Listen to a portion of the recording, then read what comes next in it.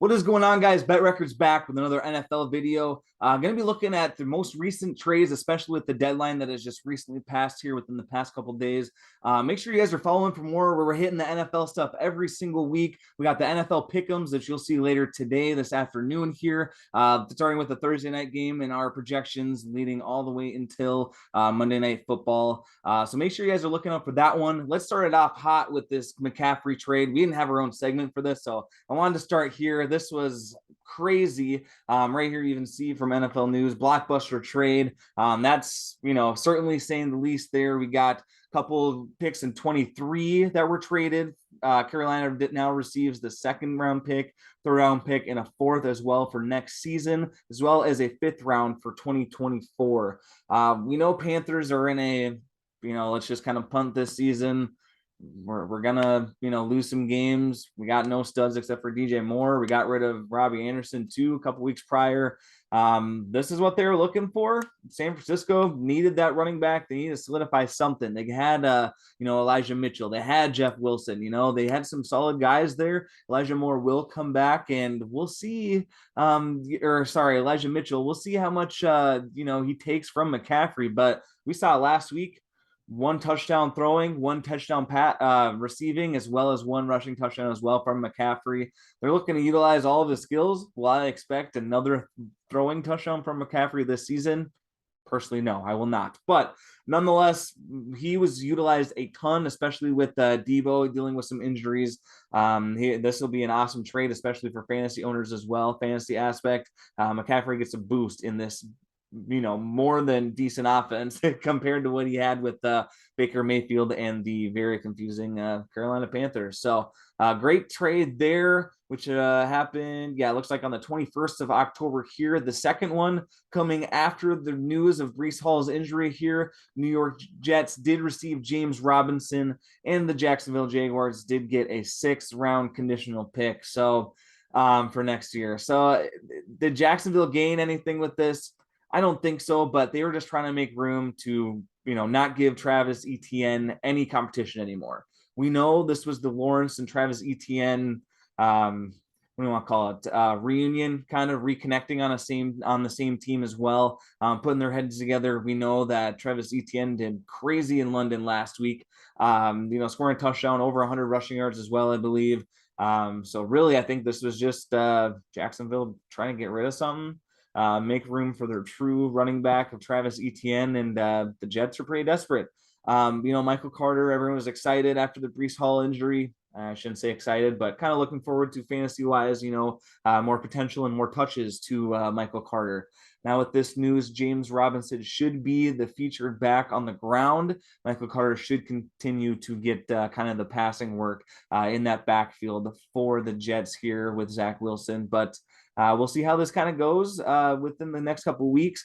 I think after week 9 or 10, James Robinson should solidify his role as the true, handoff guy, the true power back right through the offensive line, kind of running back there for the offense. Michael Carter does split the carries, possibly, but Michael Carter will be looking to get some more receptions going forward here. We've got a couple defensive kind of moves here. Cowboys did get defensive tackle as well as a 24th round pick. Vegas got a 23 6th round pick. So, the picks are kind of canceling each other out. Nothing to get too excited about there. But, this is helping Dallas and continue to grow their defensive line here. They're one of the top 5 defensive teams currently here, especially with, we got the Parsons as well as Diggs as well on that defensive side for Dallas. So this is just kind of adding to them. We got another defensive end kind of here, beefing up the Eagles defense here with Robert Quinn. Chicago's taking a 4th round draft pick. Nothing too exciting for fantasy purposes. If you got the Eagles defense, you're not looking to get rid of them by any means. So we'll keep moving along here. October 27th, the finalized deal of kadarius toney being received by the Kansas City Chiefs, and the New York Giants will now receive a 2023 3rd and 6th round draft pick here for that trade. I don't know what to really think about this one. Let me know in the comments. This is the first kind of trade that I'm kind of questioning. Kadarius Toney, we keep seeing the film the past couple of years. He looks like he should be top 20 wide receiver for all teams, really. He performs well when he's on the field, but that's the problem. He's not on the field. He's been injured on and off with the Giants so far this season. I wouldn't be surprised if he started more than 3 or 4 true games this year just due to the injury concerns and it lasting a couple of weeks. But with Kansas City, he's going to have a better quarterback. Definitely is a plus for Kadarius Toney, but all these other guys, Juju, MVS, Sky Moore, who obviously hasn't been doing well anyways, kind of subtract some value going forward here. Again, we'll see how this kind of transpires and how Kansas City truly plans to use him in this offense. Is he going to be the slot guy? Is he going to be an outside receiver? That's yet to be determined. So definitely something to keep an eye on. If he's sitting out there and it's a deep league, 12-team league, something for fantasy purposes, just pick him up, take a chance on him. We're going to kind of see what happens here. Good question, and not really sure why they capitalized on this one. They must not believe Juju or MVS or some of these guys out here in Kansas City. So we're going to see what kind of happens with this one. Baltimore did take Roquan Smith away from the Chicago Bears, getting a linebacker there who is, probably the top 10, top 5 maybe in their position, I should say. Chicago did receive AJ Klein as well as a 2nd and a 5th round pick here. I know a lot of Bears fans were not very happy with this trade, but Chicago is kind of in the middle of a rebuild phase still. They aren't super solid with wide receivers anywhere. They got Justin Fields. They're finally learning how to use him. Khalil Herbert has been great. Montgomery has been okay. We got all these kind of okay guys. Cole Kmet has been fine. That we just don't have a lot of targets in the offense. So I totally understand, kind of punting this, defensive side here, working on the offense a little bit more. Hopefully they can turn something around with that 2nd overall pick. I know the 2023 draft class is something to get really excited about as well. We'll definitely be covering that later on in the season. But nonetheless, that trade was pretty substantial for both sides there. My favorite trade, and all of us Vikings fans, this is probably obviously our favorite trade of the trade deadline weekend here. TJ Hockenson does come over to Minnesota, as well as a 4th round 2023 pick and a 2024 conditional 4th round pick as well. Detroit then receives a 2nd round pick for next season, as well as a 3rd round pick in the 2024 draft. I give this an A+, for the Vikings. Again, I can't be biased. Let's give them an A- just to kind of put the bias aside. But, we saw all these talks about, okay, let's get Brandon Cooks and let's get this wide receiver. And I'm sitting here reading all of this and I'm like, no, we do not need another wide receiver. Quarterback, no, let's just forget about the quarterback, right? The defense, we built the defense in the offseason. This is the defense we got, defense I wouldn't have hated, but wide receiver, we don't need it. Adam Thielen's just fine. He's so solid. He just goes under the radar because everyone's covering him just as well as Justin Jefferson. They're both great targets out there. KJ Osborne has stepped up when we needed. He got another touchdown, I believe, last week. Only a couple of yards, but when we need that touchdown, KJ's been there to kind of secure the ball. So with getting TJ Hockenson in here, this definitely is putting the rookie tight end for Minnesota kind of on the back burner. He's been dealing with some injuries as well. Anyways, we weren't sure if you were going to see him start this week, but he's been dealing with drops plus these injuries. TJ Hockenson is going to pick up right where he left off with just catching all these balls in Detroit. I don't know why Detroit gave this to their division rival in the Vikings. That's something I'm kind of questioning personally, but I don't see what's wrong with TJ. I think he's still a great stud and a great big target for Kirk Cousins, especially in the end zone. It's going to be another thing for all these defensive teams to worry about continuing this season. So this is going to be a great pick for us. Don't think that we gave up a lot to get this plus in a position that we certainly needed as well. Another pretty exciting play here. We got Chase Claypool picked up by Chicago Bears. This was the wide receiver they did end up taking. I mentioned they're kind of questionable with wide receivers. Right here, Chase Claypool. Pittsburgh received a 2nd round 2023 draft pick as well for this trade. You know what? I like it. I like it. They're giving Justin Fields another option out here, right? We got We got the rookie that's been, doing great already, catching balls for this offense and working with Justin Fields a lot. But nonetheless, that's kind of all they got. They got the one guy, and that's about it. Now they got a second guy. Chase Claypool is trying to make a name for himself. This off season, preseason, he was trying to hype himself up. Oh, I'm the number one wide receiver in Pittsburgh. Well, you got your opportunities. You turn some of them into some great plays. But there's just so many question marks in Pittsburgh. He couldn't prove himself. He truly couldn't. I'm not saying Chicago doesn't have the equally amount of question marks, but at least they have a quarterback, and at least they should. It looks like they're figuring out how to use him. They're finally getting Justin Fields outside of the pocket. Again, I've preached this for the past couple of weeks. He's not a pocket Tom Brady quarterback. Justin Fields is one of those guys you have to push the outside. You have to send a couple guys with him to protect him, but he can't see because he's not that tall of a guy. He performs way better outside the pocket. It gives him another opportunity to run as well once he's kind of pushed out to the side there, either side of the pocket there. So I think this is a great pickup for the Bears. We're going to see how Claypool turns it around for fantasy purposes. I think you play him the same until we see otherwise. He shouldn't be, dropped in many leagues. He should be sitting on the bench in most leagues because he does, perform well. It's just was a quarterback question mark to begin with, and now we got that kind of figured out with Justin Fields. Offensive line isn't the best, as we know, for the Bears, but nonetheless, pretty good snag for Chicago here, given their rookie quarterback something to work with here. We got another defensive deal here, a cornerback going to Pittsburgh. This is 2025, couple picks here, so I'm not too worried about this one, not too excited about this one. Let's see here. We got, Chase Edmonds does go to Denver, and Bradley Chubb does go to Miami. So we know that Miami has, been getting this offense rolling, especially with Tua coming back after the whole concussion saga or dilemma or drama, however you want to put it. But nonetheless, they got rid of Chase Edmonds. They got Mostert in that backfield already. They weren't using Edmonds anyways. They really weren't. They were maybe using him for 2 targets and 2 carries a game or something like that.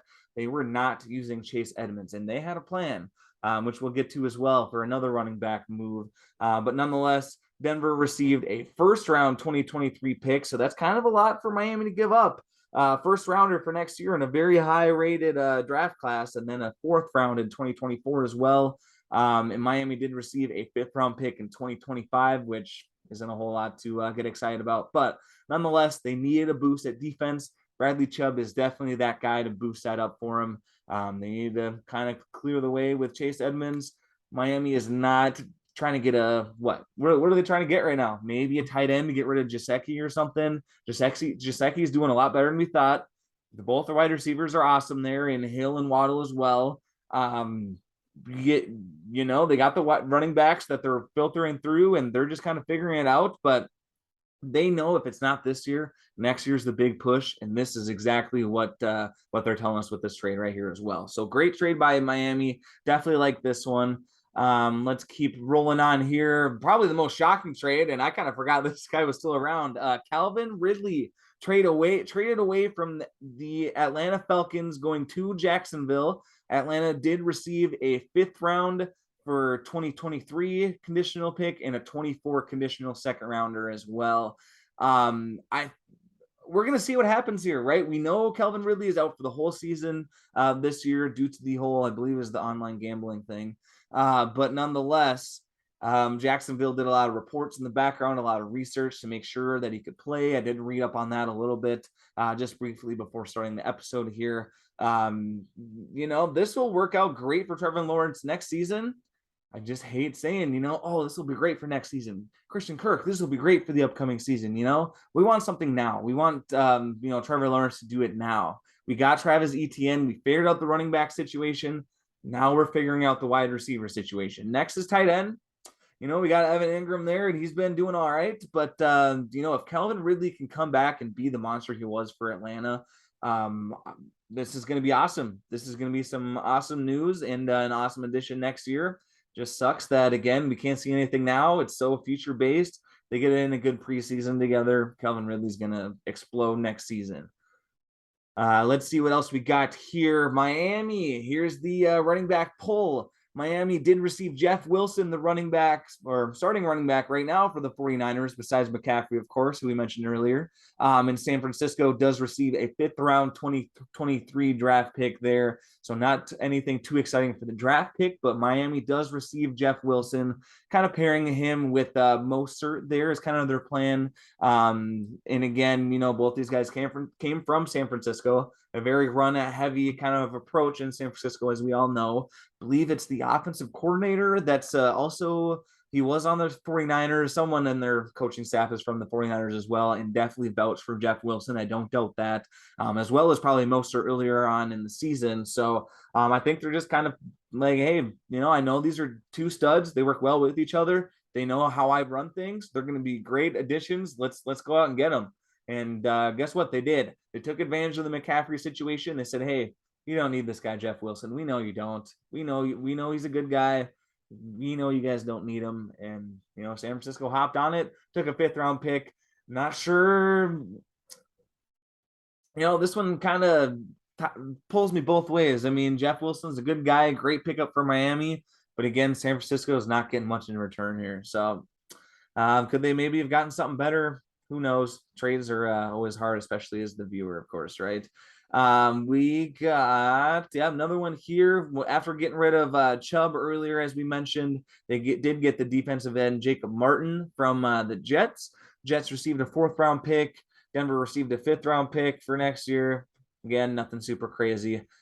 This might be a league winner or even a Super Bowl winning move for the Bills right here. We got Devin Singletary as a running back for the Bills, but we know that they're not 100% confident in Singletary. They have the best passing offense, as we all know, a great defense. The running back is the only place they are lacking. Dawson Knox, decently fine tight end, got to be above average. I will say that as well. Nonetheless, Buffalo received nyheim from the Indianapolis Colts. He was performing amazingly while Jonathan Taylor was out on an injury. Jonathan Taylor is now back, and they're going to put Zach Moss right behind him in Indianapolis. So we're going to see what happens there. Colts are in a bit of a rebuild kind of phase here. They got Jonathan Taylor. They got Pittman as well, Michael Pittman. But then again, that's pretty much it. So they're going to try and get these picks. They're going to try and stack up as many picks as they can to make some big moves, either in 2023 or 24 as well. This is a great move by the Bills. Is there someone better that was out there? Possibly, but this is a great target. You're either trying to get an Alexander Madison or, again, right here in the nyheims, someone who's the secondary backup to a stud running back. And, someone that's not going to get a lot of playing time otherwise, unless he's traded. So definitely love this trade by the Bills. If Nyheim Hines is really sitting out there on the bench somewhere, go and pick him up. I wouldn't doubt that they're going to be splitting carries within the next couple of weeks. And if Hines truly does perform as we're all thinking he will, he'll be the starting running back before the season concludes here. We did have a cornerback trade from the Chiefs to Atlanta here. Rashad Fenton. I believe there's a couple of kind of defensive lackluster kind of trades here. Yeah, 7th round pick. Buffalo receives a safety, Dean Marlowe as well here.